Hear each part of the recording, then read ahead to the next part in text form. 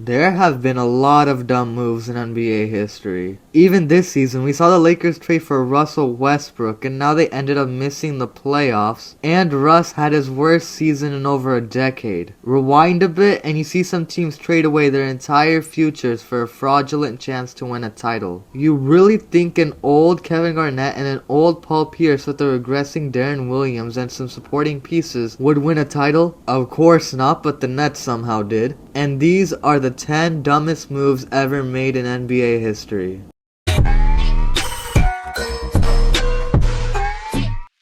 To start off, the Lakers trade for Russell Westbrook left a sour taste in everyone's mouth. If we backtrack a bit, LA got eliminated in the first round because of injuries, and they wanted to upgrade the team to match the Nets and their three-headed monster of KD, Kyrie, and James Harden. So they got Russell Westbrook of all people from the Wizards and traded away Kyle Kuzma, KCP, and Montrezl Harrell, all key players for Washington now. He was supposed to take the offensive burden off an aging Braun and the piece that took them to super team status. But this man decided to channel his inner Bob the Builder and completely crumble this season, not even breaking 20 points per game and being benched in fourth quarters. And to top things off, he's the 4th highest player in the league, and next season he has a player option for an insane $47 million.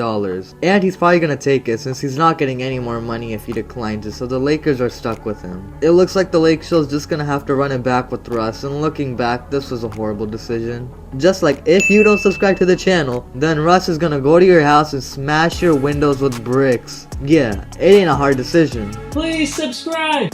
You know what else is a hard decision? Keeping your young core that took you to the finals. See, the Oklahoma City Thunder were on the rise with their young core of Kevin Durant, Russell Westbrook, and James Harden. And also Serge Ibaka. Yeah! They made the finals in 2012 and things were looking bright, but Harden was up for a payday. He reportedly asked for $60 million, but OKC was only ready to give $56 million. And because of that, Harden demanded a trade and was shipped to the Rockets alongside some scrubs for Kevin Martin, Jeremy Lamb, 2 first-round picks, and 1 second-rounder. Keep in mind, OKC paid Kendrick Perkins his bag, which made them unable to negotiate with Harden. Imagine prioritizing this dude over an MVP.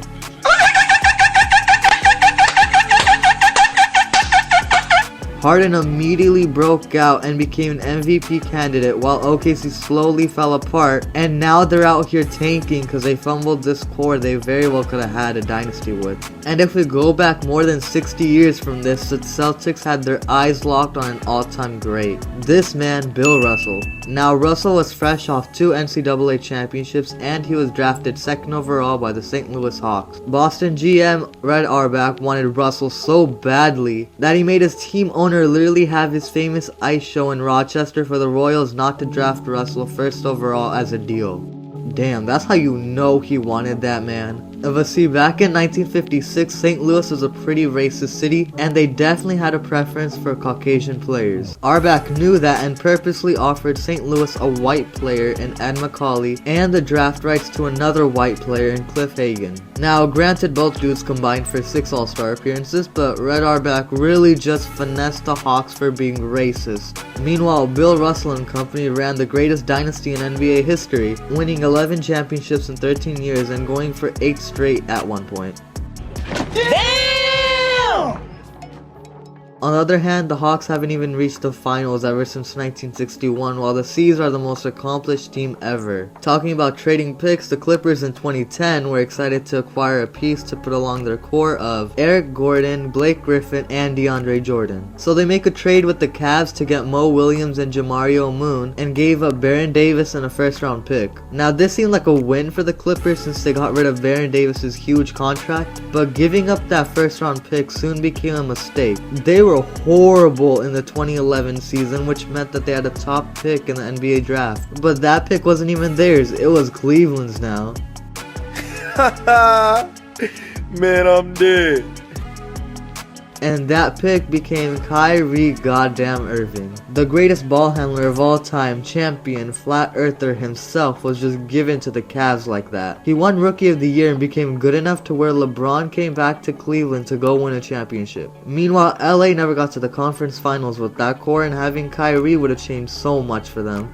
And talking about draft picks, oh boy, the Nets are bad with dealing them. Because in the 2012 trade deadline, they sent their unprotected first round pick to the Blazers for Gerald Wallace. And they were only 15 and 29 at this point, so they knew they were going to have a top pick in the draft anyway. But Brooklyn said they quote unquote didn't exactly think the draft class was anything special. Well, it turns out that pick turned into number 5 overall, and with it, the Blazers drafted Damian Lillard. I'm sorry, the Nets really just traded Dame Dollar for Gerald Wallace.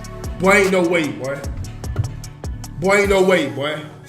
Lillard went on to become arguably the best player in Portland history, while Wallace averaged a whopping 8 points per game and 5 rebounds per game with 40, 28, 63 splits with the Nets the next season. Another trade involving a draft pick went down in the 1996 NBA draft, one of the most legendary draft classes of all time, and the Charlotte Hornets were on the board with the 13th overall pick. But Lakers general manager Jerry West was focused on getting the scrawny kid from Philadelphia named Kobe Bryant. He said Kobe had the best team workout he'd ever seen and exceeded all expectations, making former Defensive Player of the Year Michael Cooper look silly guarding him. After that workout, West did everything it would take to get him, which meant he traded center Vlade Divac to the Hornets for the draft rights to Kobe. And that's all she wrote, since Kobe ended up becoming an all-time great, winning 5 championships with the Lakers and an MVP as well. Divac wasn't a bad player by any means, but being the return for trading a top 10 player of all time is one of the worst returns ever. This trade was so insanely lopsided looking back, but I guess that's just the mastermind that is Jerry West. But a couple of years before the emergence of LA, it was still the era of Michael Jordan and the 90s legends. One of them was the 76ers Charles Barkley, who got frustrated and requested a trade out of Philadelphia. And somehow the best trade they came up with was sending Chuck to the Phoenix Suns for Jeff Hornacek, Andrew Lang, and Tim Perry.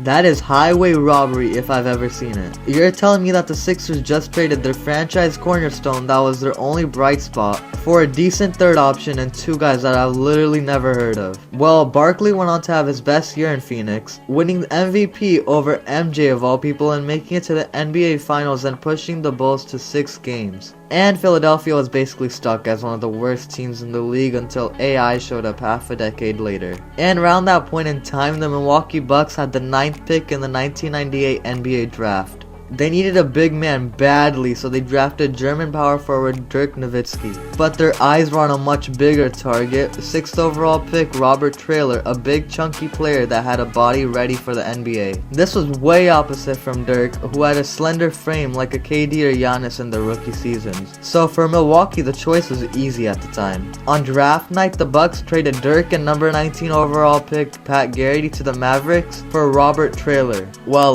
let's just say Traylor averaged 5 points and 3 rebounds throughout his career, and Dirk was pretty damn good. He won Dallas their only championship and was an MVP in 2007. It's honestly hilarious how Milwaukee was looking for a big man, and they ended up getting the best big man in the draft class, but ended up trading him away for a scrub. And the sign and trade that the New Orleans Jazz made with the Lakers in 1976 just might be the worst of all time. So the Jazz were signing the Lakers' previous scoring leader Gil Goodrich during the 1976 offseason. And as compensation, New Orleans sent Kenny Carr, Freeman Williams, Sam Worthen, and their 1979 draft pick. The Lakers ended up giving back Gil Goodrich, Essie Givens, and Jack Givens. Doesn't look that bad, right? Until you realize that the Jazz ended up becoming atrocious, and in the 1978-79 NBA season, they finished with a 24-58 record, landing the 1st overall pick for the Lakers. Mind you, they already had an all-time great in Kareem at this point, so a top pick was just a cherry on top. And he ended up becoming the greatest point guard of all time, Magic Johnson.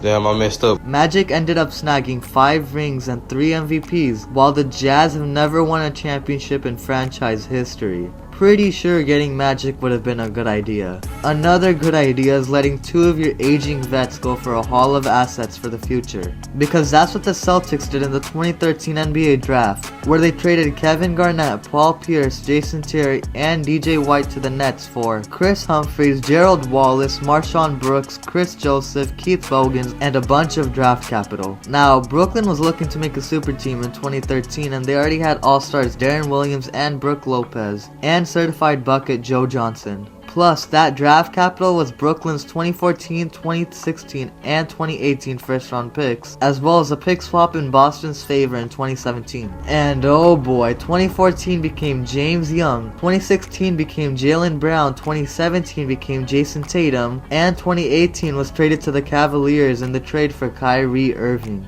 So the Brooklyn Nets are single-handedly the reason why the Celtics made it to the finals this year. And Brooklyn quickly fell apart with everyone either retiring or leaving. And it took them half a decade to start recovering from this trade, and by that point the Celtics were already starting to contend. Plus, that wasn't the only time Brooklyn fell apart, since they actually got swept by the Celtics when people thought they were gonna win it all this year. KD got locked up and James Harden actually ended up getting traded mid-season. If you want to know what went wrong with the Nets, make sure to watch this video above, cause I know you want to. And as always, see you next time.